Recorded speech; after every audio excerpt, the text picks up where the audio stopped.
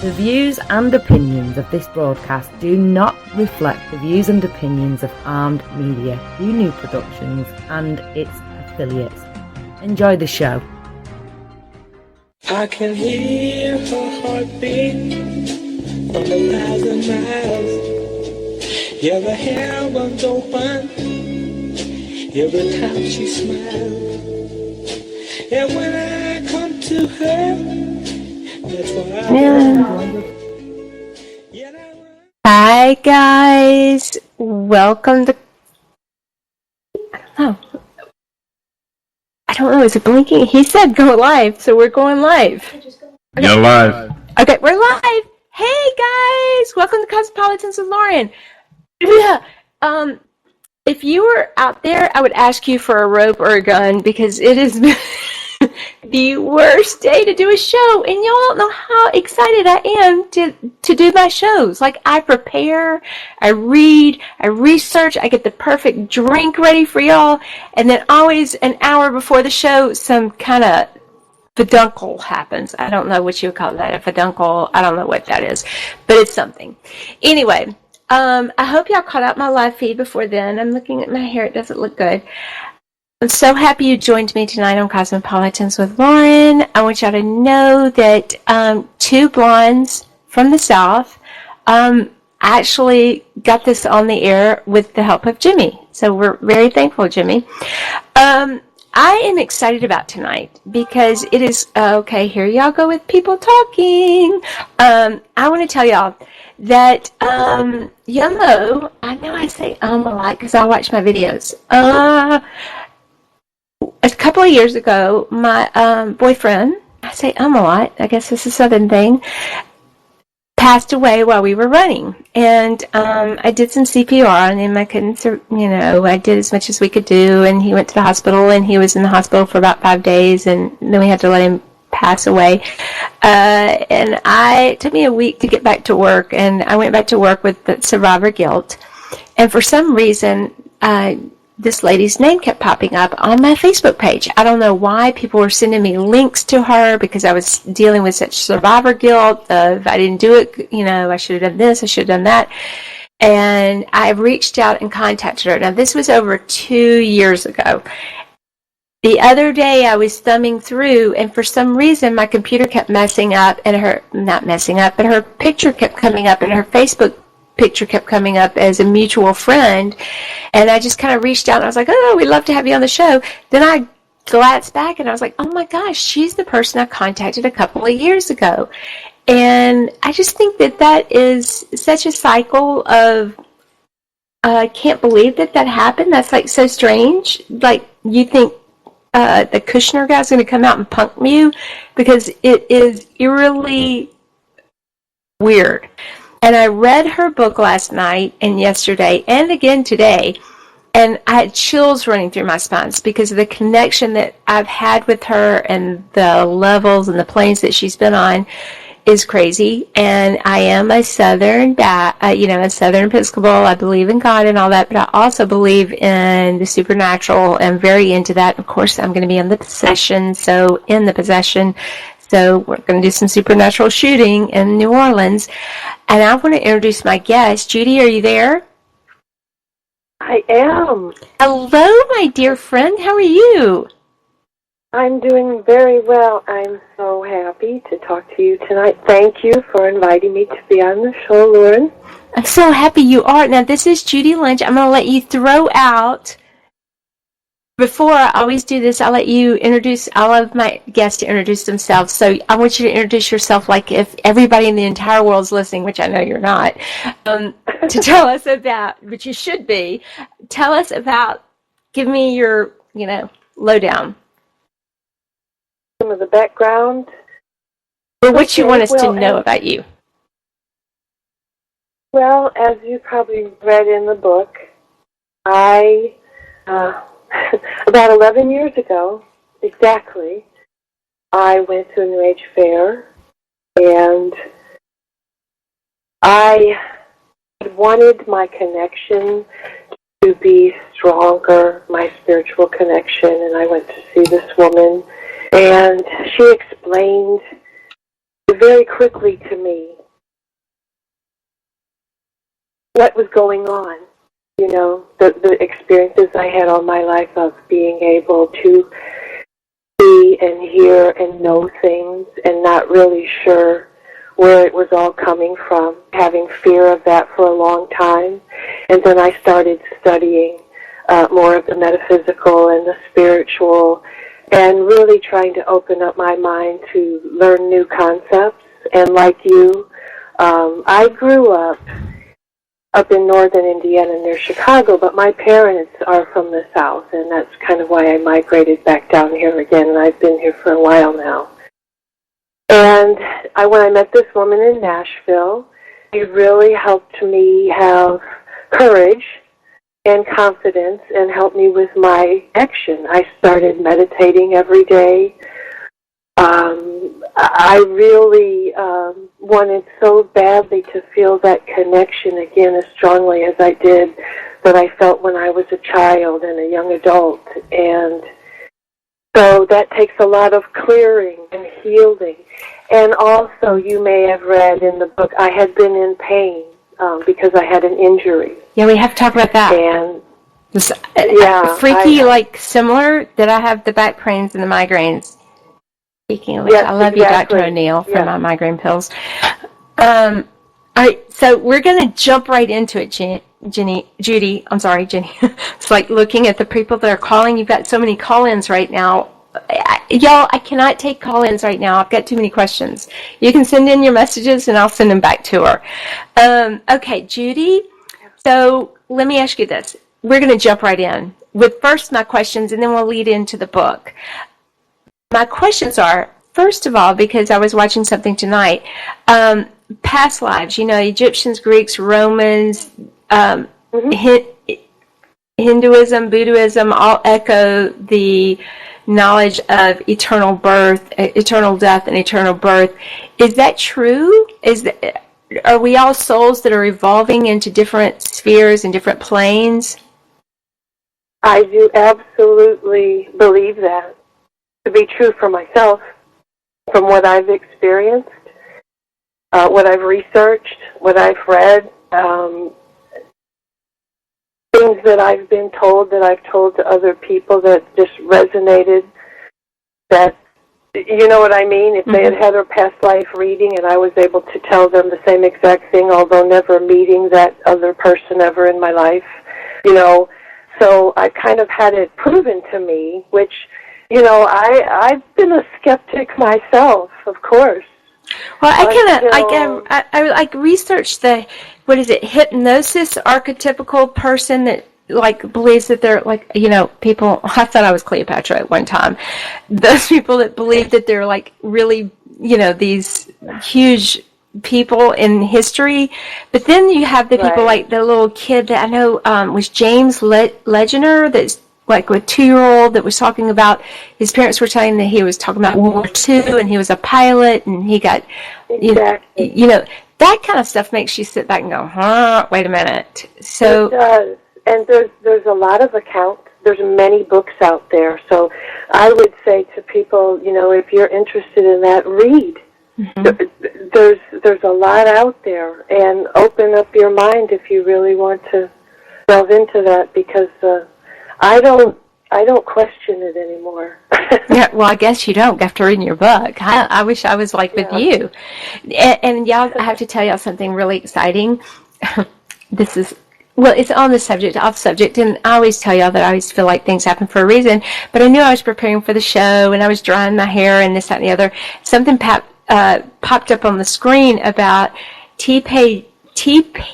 James, who was just like this maintenance guy that went in a seance in 1873, and the lady that he lived behind the house, and she told him to close his eyes and just feel what came natural, and he ended up writing a bunch of stuff, automatic writing. And when he opened his eyes, it apparently was from Charles Dickinson, who told him that he wanted him to write his second part of The Mystery of Edwin Drood, which was a huge, we all know who he is. And he actually went in like on October and came out Christmas Eve, had written the second part to Charles Dickens's story, and Sir Sinclair, who wrote Sherlock Holmes, came out and said, oh my gosh, this is his writing. And when the dude tried to write another book, it wasn't the same smooth way. And I was like, that's so weird that I actually saw this right before she came on. Because I've always been curious about, the tribes and stuff that don't eat cows and stuff, because they think of the souls of different lives. And when I read your book and you were talking about that you had been taken on this plane and seen all these, what would you say they were, angels or? Well, yes, I would say there's light, the experience that I've had with, I would call light attunements. What does that mean?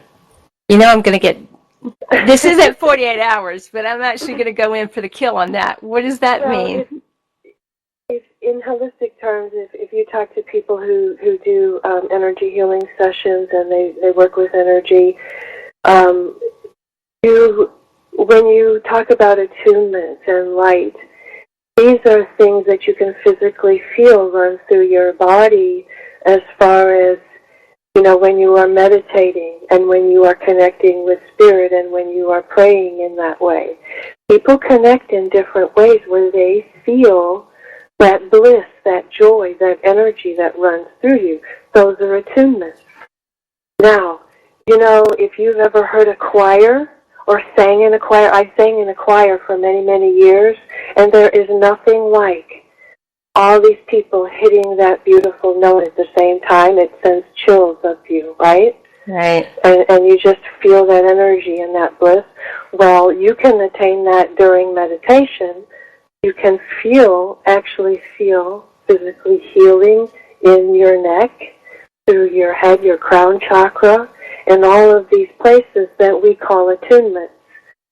You can listen to meditation to raise your DNA, raise your vibration, raise your frequency, and actually start getting messages. And I work with people on that too, to help their intuition and help them meditate more easily and bring themselves back into calm. Get upset or... Well, that's never going to happen for some of us. Yeah. It actually would take a drink or two to work us into a calm. People have different ways. I know. I did like 10 miles today, and I'm still not calm. I know. Now, let me you know what? Well, have you ever gone hiking and stood up at the top of a mountain and taken the breath of that air and just felt that rush of energy come in? Honey, the thing that I loved most when I lived in Los Angeles is that I would hike the Malibu canyons with my kids, and I would reach the peak. I can see you doing it. Yeah. I can see you. Well, do you see my daughter? Because once she got to the peak, she was, 12, and I would have to hike up the hill and down the hill with her on my back. So, she never reached that high. But yes, like I've had those calming moments, but I think what I try and generate with my public and with my listeners is that the chaotic life that I've led and the chaotic life that I live right now, it's hard to find a moment for me to relax. And even that's what I just said on my thing. It was like, I work out an hour and a half, not because I feel like that I have to, but I do because I just ate some chips and salsa, but because I have to even function. And I think that's what you feel like. I guess I can listen to your voice and tell that you're a very deep and soulful and peaceful person. And when I was reading your book, we had a lot of similarities in the beginning when you were talking about stuff that happened early in childhood, and then you were talking about your migraines and your pain. But one of the things that really stood out to me was that the story that you told about that once you realized that you were kind of gifted, well, not kind of, because people, from what I researched, I researched the show, and they were talking about that, like, probably everybody has this ability, but there's only a few people that are a minority of people that can tune in to do what you do. Mm-hmm. And one of the things that stuck out was when you were telling the story about that one of your friends had come to you that had passed on, and he was scared to go on to the white light, and he had been being chased around by mean spirits or something like that. That's all our fears, that we haven't performed well enough in life, and so that we can't go into the white lights, and we're going to be running around, what was it, ghost, like the big black shadows that come and chase the guys around. It's true. Yeah, you're right. So was he in what is that? Is that purgatory, when you don't want to go to the light because you're afraid to go? That's the name. That's one of the names for it. Yes. Mm-hmm. Some people would call that hell. Some people would call that purgatory. Some people would call that the lower astral plane. Oh, they're stuck on the lower astral plane. And I wrote about that. I asked for help. I contacted my friends in Nashville for help about what's going on here. Why are they not in that light? Why can I hear them? And she explained that to me, that part of them had stayed here. They did not feel they had finished here, would not release their spirit. And if you would have told me something like that 20 years ago, I would have said, what are you talking about? That I would be able to hear that and write it down. And see it. Because the things that you wrote about and that you've seen, that's what I was going to ask you. You talked a lot about, I have to go through my notes, and I'm going to actually ask you to help kind of guide me through it. But one thing is that you said in your book is that the universe has set up the chain of events to make things happen and get ready for what you ask for. And that's kind of like what happened to me. I didn't really realize what I was asking for. and I love what I do and all that other stuff, but I just wish that I actually had a secretary to help me with my stuff. But so when you talked about your astral travels, that was at the beginning of your book. Astral travels would be what to us? Okay. When you sleep and you're in a deep sleep, your astral body can travel to the other side. You can visit loved ones. You can go and learn things. And when you wake up, you know these things, or you have this idea. You're not quite sure where it came from, but it came in your astral travel. A lot of people will say, well, in my dream, I was with my loved one. We were at the lake. We were in a boat. Oh, it was beautiful. And I said, well, I think maybe you have astral traveled to the other side. You really did visit them.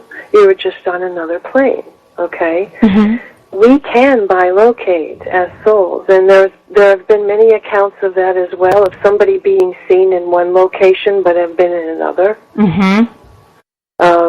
Have you ever seen that? There's an old television show, and the DVD is out, nostalgia now. They're all these old shows. It's called One Step Beyond. No, but I probably have seen it. There are many accounts of, astral travel and bilocation and things like that. So there's different ways to describe astral travel, but you can do it when you're awake, lucid dreaming, astral traveling, mm-hmm. when you're sleeping as well. And when you were talking about that you went online because you felt, and this is what I always tell all my listeners, when you kind of feel isolated when you're going through experiences. I'm big on social media. I know my family freaking hates it. My dad doesn't do anything. Like, he retired when he was 40. He doesn't have a cell phone, computer, anything. Y'all are crazy. But you reached out because you were struggling with what you were feeling, and so you went online and you reached out to several people, and then you ended up at this expo, which I tell people that's great. Whatever you do, you need to find support of your interest in whatever. And you found your mentor that kind of cleared your system of pain and I would say cleaned your brain so that you were able to absorb more stuff, correct? That's a great way to put it. Yeah, that's what happened, and I was unstoppable after that. Mm-hmm. I wouldn't put it down. Yeah. And she took you, you described a situation where she took you and you saw beings. Now, were those angels or were those, we're all curious because we don't have that level of I knew that intuition. we were, you know what, when we were astral traveling, it's like I had my eyes closed and remember that we were in a big auditorium, a big building filled with people who did this kind of work. So the energy in there was amazing. There were a lot of healers in there. There were chiropractors even. There were just all kinds of people who came there for spiritual connection. So I was feeling all of that energy as well. So when I closed my eyes, she stood behind me. I didn't feel like I was on this plane anymore. It was a very short time, and I opened my eyes, and I just felt, now that was also an attunement. Because when I say souls, I don't identify who they all were, or what they all were, but just that they were there, and it was all good. It was in love, you know. Have you ever, people, I mentioned several times that when we went on the Queen Mary, I've had some negative experiences. My little friend Sydney Fisher, who's watching right now and listening, that writes about ghost stories and stuff, such. Yeah. I've had a lot of negative experiences with spirits and attachments and entities and stuff like that.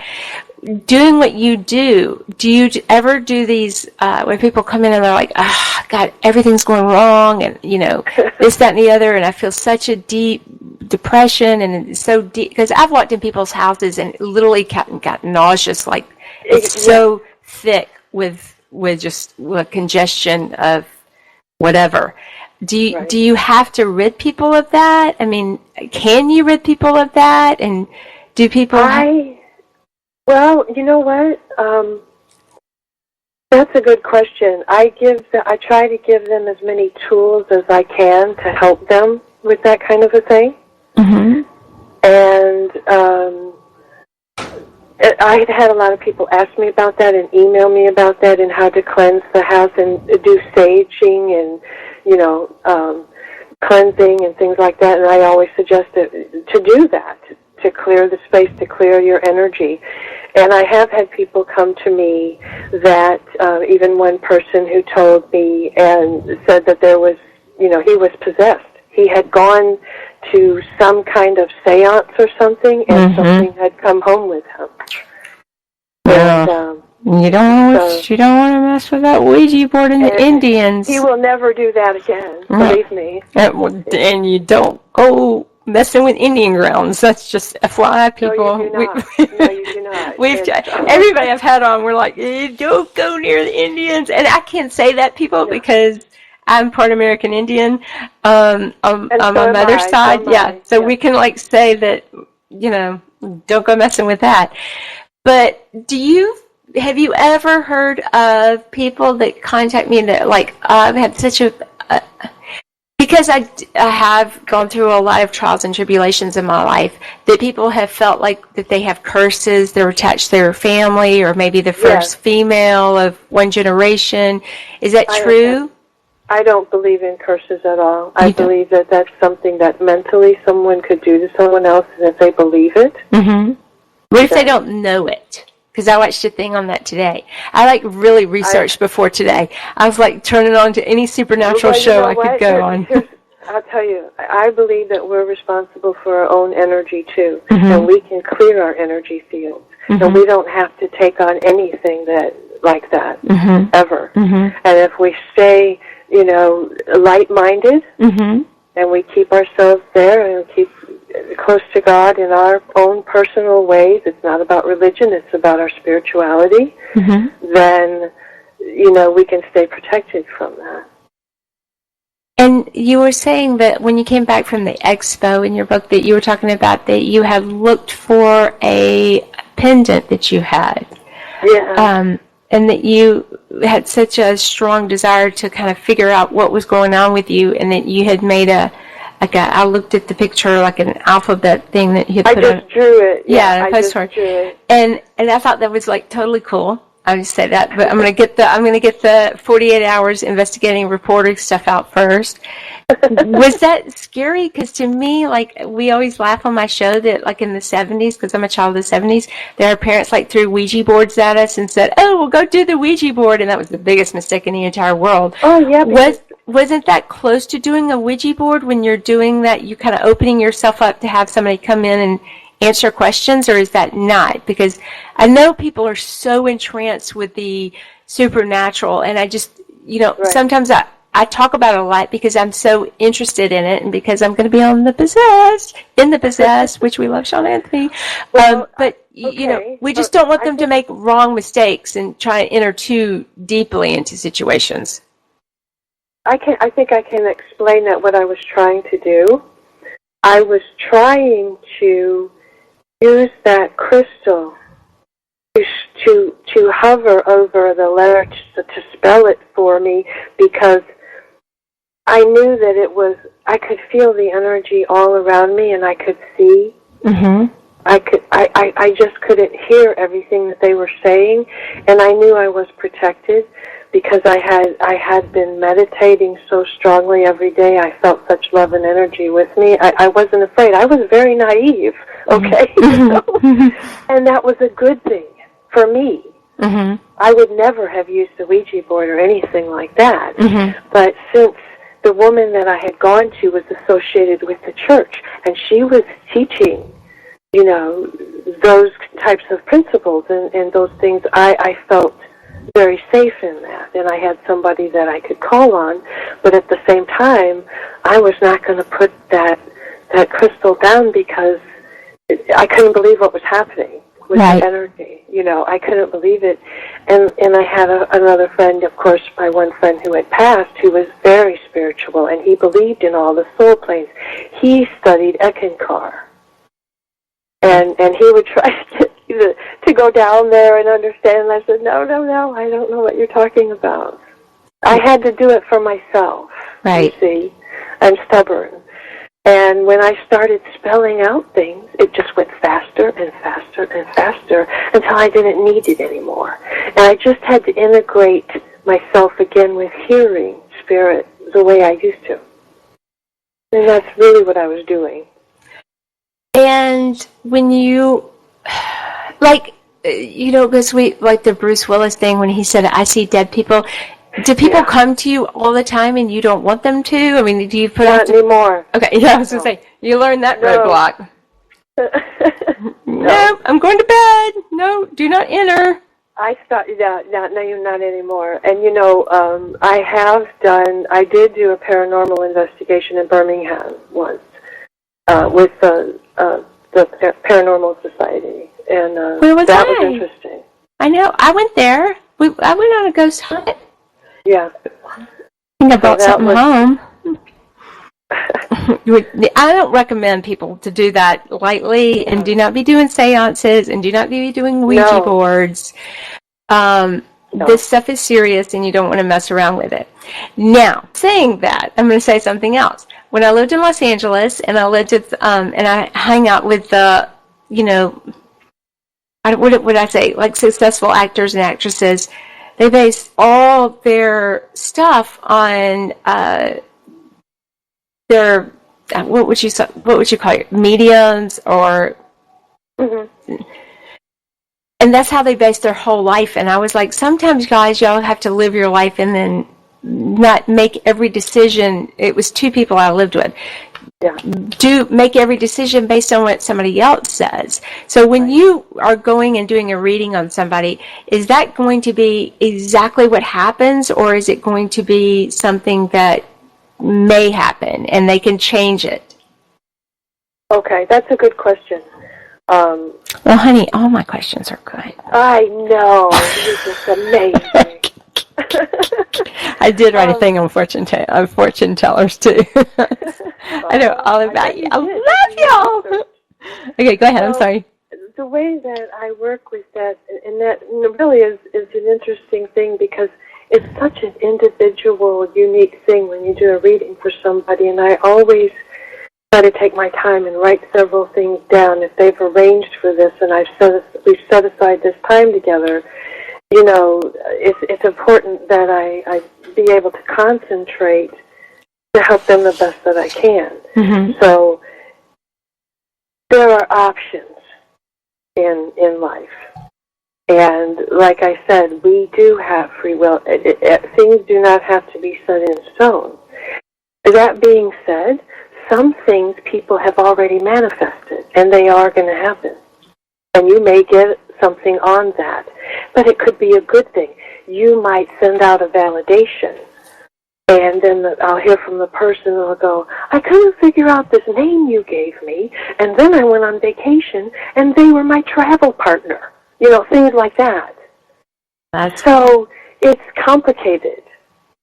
But then again, if somebody, and they want to know about a certain situation or person, and you get a reading, and they ask you point blank, you know, what you get on this, and you really do get something that you want or need to share, then, you know, you share that with them to the best of your knowledge, but they have to make a decision for their life. You can't make decisions for people like that in life.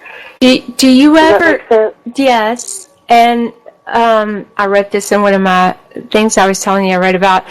Do you ever like have someone come in for a reading and it's, I don't know how you progress through what you're going to read to them, but you ever see something for them that you really don't want to see, or you're like, eeks, I don't want to get involved, you know, something bad like that, or do you like step away and go, I can't do this, or do you actually follow through with the negativity? How does that go?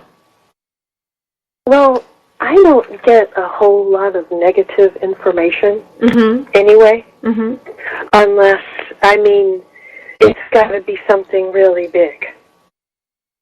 You like understand? Like, Ted Bundy big?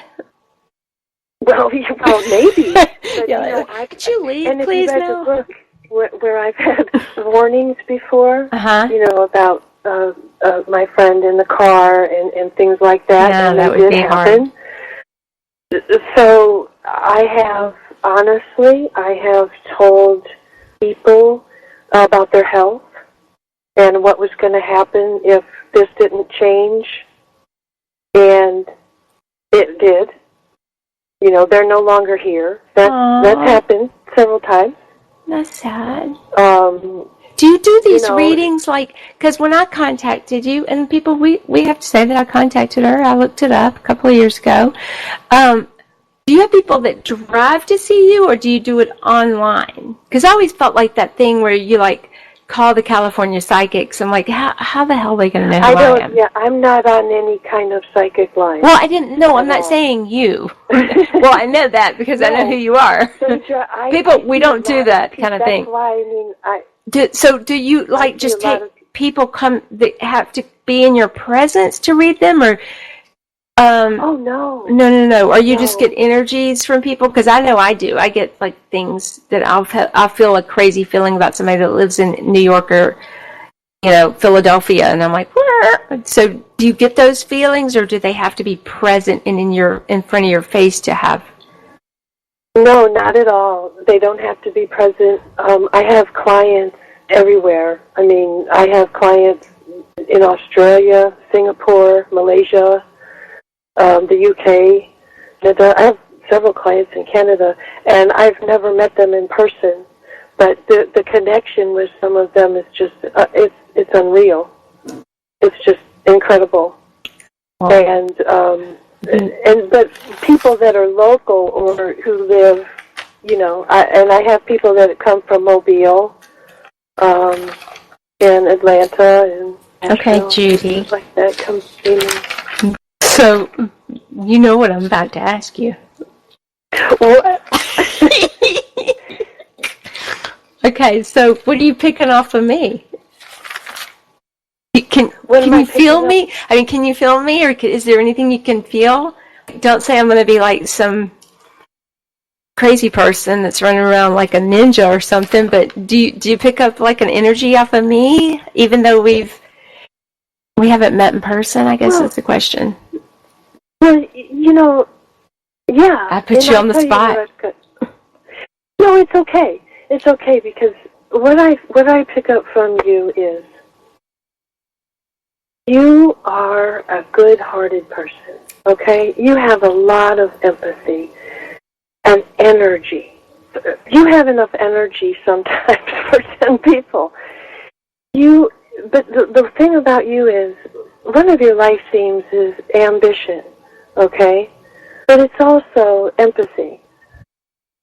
And not only do you care about others in your own way, but there's something inside of you that knows that you've been through what you've been through for a reason. And you really have these visions of how you think things ought to be, how you wish they were, what can you do to make your mark or to change things that you feel are unjust. What can you do? How can you have a voice? And that's very important, Lauren. So you've been through some things.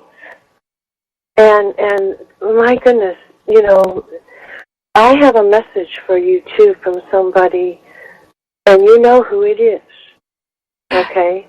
Him or and her? Let me tell you, it's a him.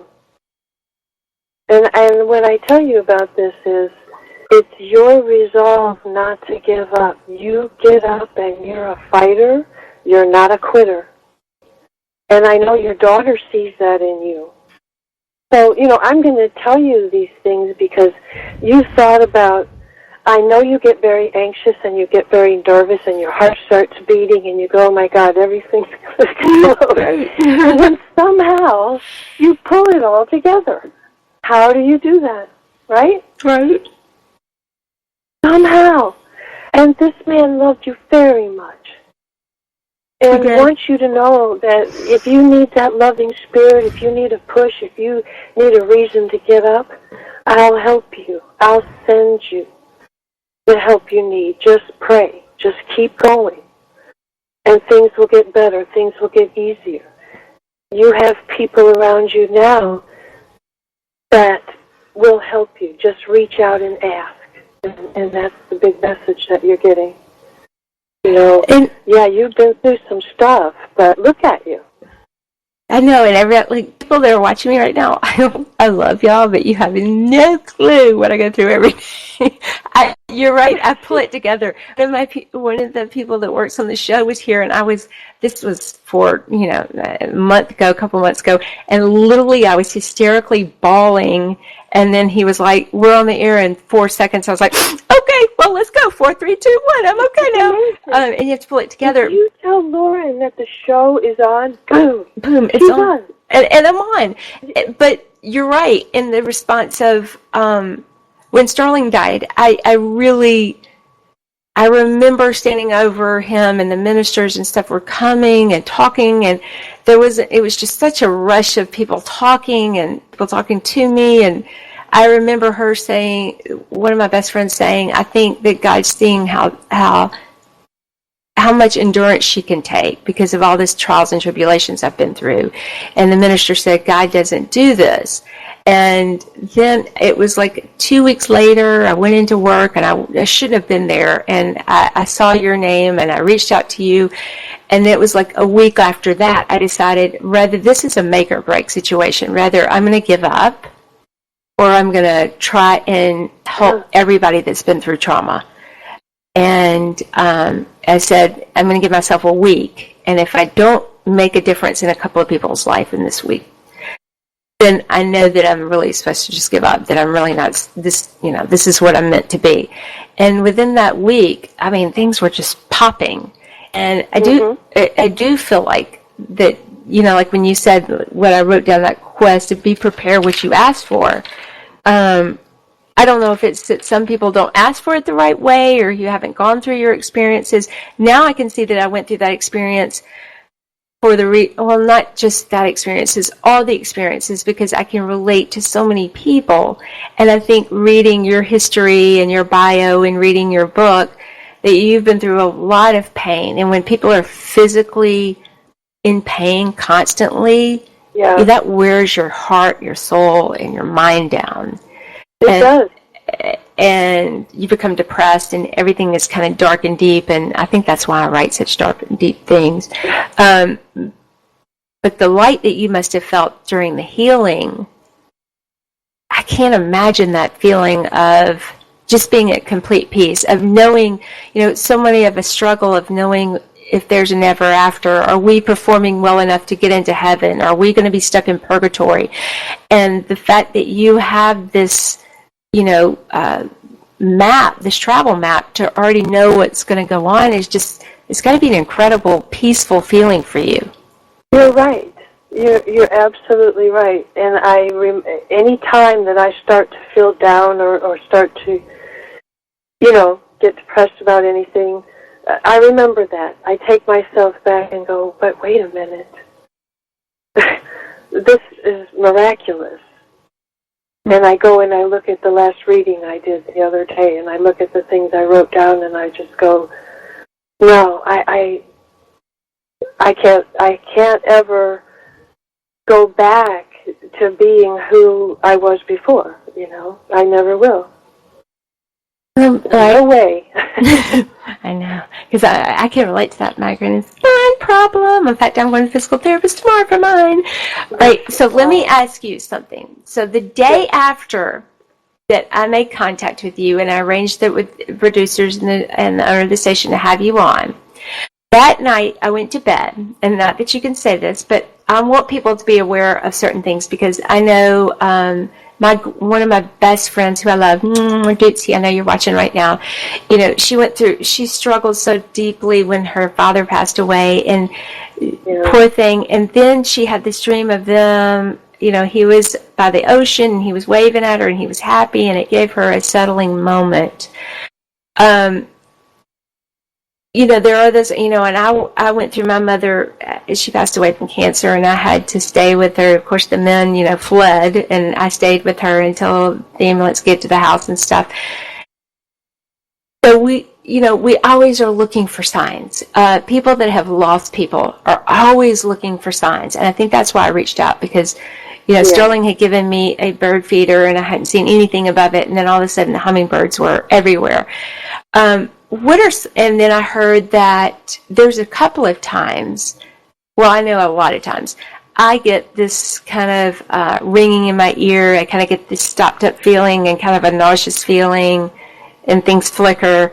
I know what that is, but what do you tell people to look at that have lost people that they love? They're, to get closure for them. Sometimes they need that last little sign, especially if they've been killed in a car accident or something like that. What do you tell them to look for, or is there something to look for? Well, yeah, that's interesting. And what's very interesting about that is people, a lot of times, they will come to me already having had visits and know. They can feel their loved ones around them, or they've already had a dream, or they keep finding pennies in strange places. Oh, weird things that you've never known. Yes. Another thing with energy, even like you said, lights flickering and feeling a presence of yeah, I thought it was really weird when I'm supposed to have you on the show, and for the first time, my whole internet connection goes down, and they actually do not even have me listed in the box. I'm like, what is going on? I have a show tonight, and I'm like, how weird is that they don't even have my name listed? It's been here for 2 years. So yeah, I think, I'm sorry I interrupted. I'm sorry, I have a tendency to do that because I'm so excited. Oh no, that's okay.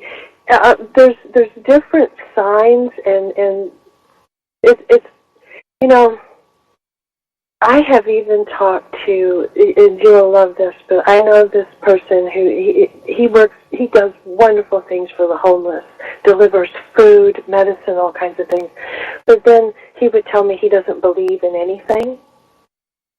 But then one day he was sitting in his living room, and he looked up, and his mother was sitting in the chair across from him. He lived in another state. Mm. And she had passed away, and he saw her right in front of him. And I said, and you still don't believe it? Right. And you see, and he said, I can tell you I had that experience, Judy, and I can't explain it for anything, but it happened.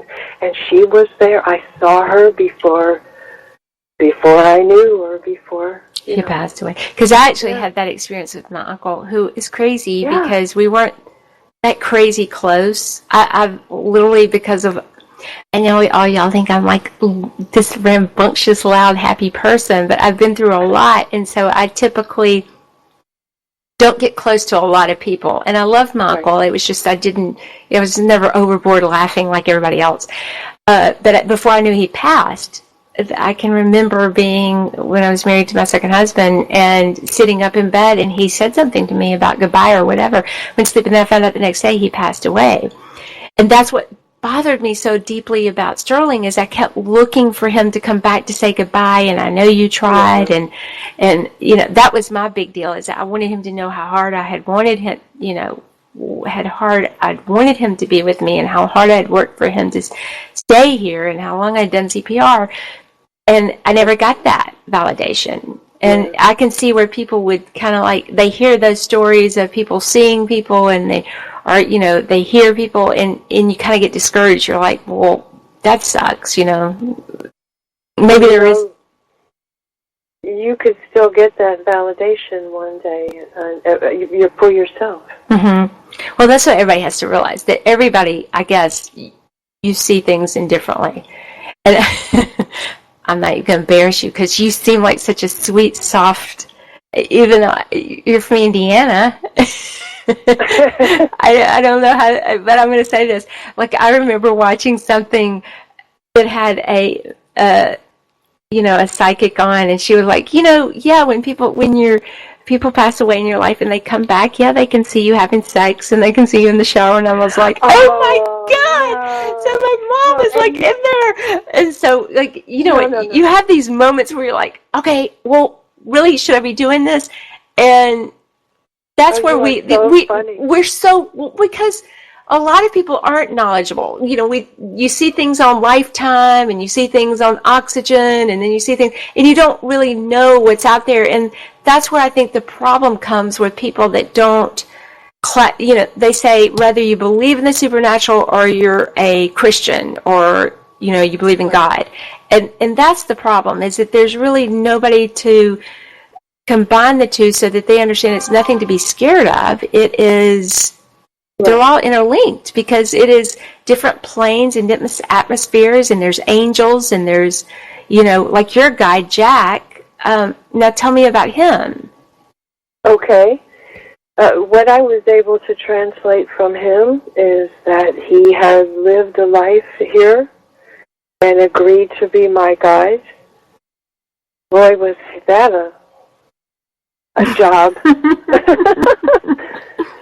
And he told me a little bit about his life.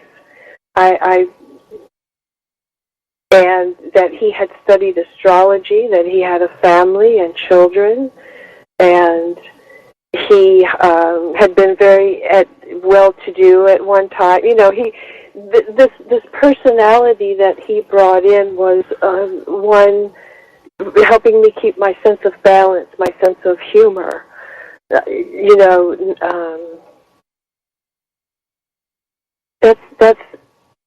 That's how best I could explain it, that it was probably important for me to have that balance of having a male guy. I'm very stubborn. Mm-hmm. So I guess is he with you on all the journeys that you take and all the readings that you take? I would have to say yes. He's there with assistance. I talk to through my guides and him, because I have more now, I believe, that have joined me in energy. And when I talk to people, I'm also communicating with their spirit guides and the loved ones that are with them. Does everyone have a spirit guide, or is that just for the chosen that know how to use their Oh, I believe everyone has one. So you believe in the guardian angels? Like I burn sage, people. I mean, I'm a big sage person. I believe in heaviness because I've had so much death and destruction in my life that, baby, if I don't sage once a week, there's an issue at my house. Like, I picked my daughter up from school today. I was like, don't worry, I saged the house today. Exactly. And it's so funny because I used to think people smoked pot all the time, but it wasn't. They were just saging. It's sage. Yeah. Because I've never been around pot, but I remember like smelling people and going, you smell funky, but now I realize it's sage because I'm sure people look at me at the grocery store and like, well, she's been stoking. No, I'm a big sage. I sage everything. I smudge the doors. I do everything. I pray. My cute friend Sydney, who does everything, told me to soak in Epsom salts. So I do that too. That's good. Any kind of positive energy. I like the positive energy thing. And in saying that, I'm going to say, what if you were going to reach out to all the people that are down and kind of death right now? It's a kind of a trying time for certain people. There's a change of government. There's different things going on. There's whatever. And some people are bummed because they're by themselves. And actually, people that are watching me and listening, I want you to hear what I'm saying right now, okay? When you look at me and send me all your letters and your emails and your messages, I want you to know that when I went in to fill out a thing, because I have to have a little surgery, and I had to fill out something that said, the person that they're supposed to call, I didn't have anybody. Like, I didn't have anybody that I want anybody to call. So don't ever feel alone. There's always, like you said, when you felt kind of alone, you went online and you looked for a place and then you found the expo, and that was like your guide to fulfill your life. Don't ever feel alone, even though you may be alone, like literally, but there's always, you can reach out. So for those that are feeling really tried out right now and tired, what would you say their best path to find positive energy and positive hope, or a light, or something to do to make themselves feel warm and fuzzy on the inside? Well, what I would want to say is there are people out there who care. And whatever resonates in your heart, reach out and ask for help for what resonates with you. And that could be the church that resonates with you, the spiritual center. It could be online. But reach out and join some groups. Join in on the new spirituality that's in, and find those people that are going to lift you up so that you can begin to understand how to lift yourself up on a daily basis, because it does come from inside, but you need a spark sometimes. Just kind words, somebody caring can make you care. And then if you care and you start loving yourself, that's going to resonate with everyone around you. And that's how we change things. And if we don't like what we see is going on out there, then we've got to be part of the change, part of the light, in a good way. Do you feel like you ever have people come in and you feel like they have something negative going on in their life and you kind of shoo them away from that situation? Like, do you feel like I have anything negative going on in my life? Can you shoo me away from it? I can't take anything else negative, people. What happens a lot of times is, even if I tell somebody that what is wrong, like I've had people come in so full of anxiety, they're shaking my whole table. Everything is shaking, and they can't sit down. They can't settle down. And those are the times when, you reach out to somebody and you go, this situation has gotten out of control, and you've got to get other help with this, right? Now, if I were to look at you, what I see here is, it's not about anything negative that's coming up. It's about you applying everything you've learned now and everything that you have control of now, Lauren, because you have now learned how to have people in your life as well that are going to help, where you're going to help uplift each other, right? Right. And raising your frequency really helps your intuition as far as other people and situations are concerned. You really need that tool so that you can decide those situations and those people for yourself. You understand what I mean. You know so much more now, right, that situations are much more in your control. Right, and that's what I would say to anybody that's out there is that, when you said be careful about when you're in your book, I love that. I have that written on my mirror in my room. Be careful what you ask for.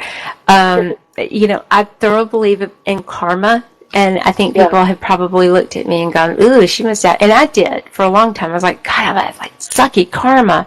I could actually put somebody on blast right now that tried to have something shut down on me that I used to be married to, but I'm not going to say that.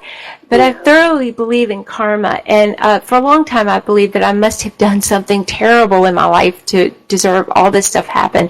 But now I look at it as a gift, because I have the ability to reach out to so many people. I have such a gift of people that have come into my life and given me this experience to reach, 200,000 listeners a night when I'm in Birmingham, Alabama. Hello, and, I've done nothing, and I write movies, and I do this, and you would never know that. So my point is that every time you're knocked down, you have to continue to get up, because you don't know what the next door you walk through is going to lead you.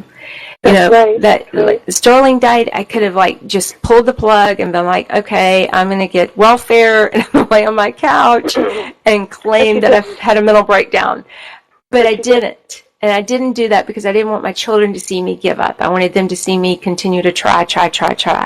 And that's what I'm telling all of us. And the reason I love Judi so much, and reading her, I read the book 3 or 4 times and I had chills because it was very uplifting and it's so spiritual. And you can hear it in her voice, right, people? Like, she's got that sweet, soft, you've got that, I want to crawl up and fuzzy in front of the fireplace with you voice, and you read us a story before bed kind of voice. She has an amazing heart, amazing uplifting, and I don't want people to believe that they have to choose between Christianity or believing in God or Judaism or anything like that, and they can't believe in mediums or channeling or anything like that, because they're all connected, people. I mean, yeah, you can go to the gypsy lady down the road that wants to take out a hit on your enemy, but she's not real. No.